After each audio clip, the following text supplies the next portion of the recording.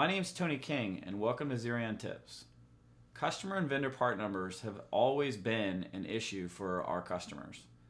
Everybody always wants to know, can we just automate that? Can we do that quickly? And the short answer is no.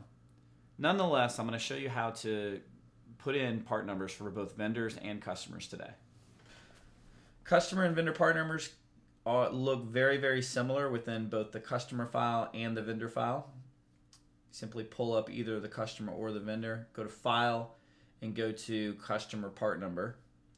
Within here, you can enter in the item that you need to find within our product file. That is our Eclipse ID number, and then you simply enter in the customer part number that corresponds to that. That customer part number will then print on any sales invoices that go out to that customer. Likewise, for vendors, you can pull up the vendor in the vendor file and then go to File and go to Vendor Part Numbers.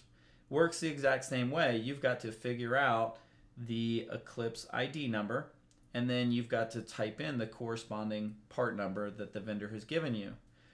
Now, many people ask us, hey, can we import these from Excel? And I would say, yeah, you can. There is a functionality to do that. But the challenge is that you'd have to enter in those part numbers and the Eclipse ID number into a spreadsheet to be able to import that. So instead of importing it into a spreadsheet, I would definitely recommend that you just go ahead and enter it directly into the vendor screen here. Thanks for watching this tip about part numbers. Now remember, with part numbers, it's interesting because the part numbers themselves, you've still got to go find the part number in Eclipse. You've also got to enter the customer or the vendor part number.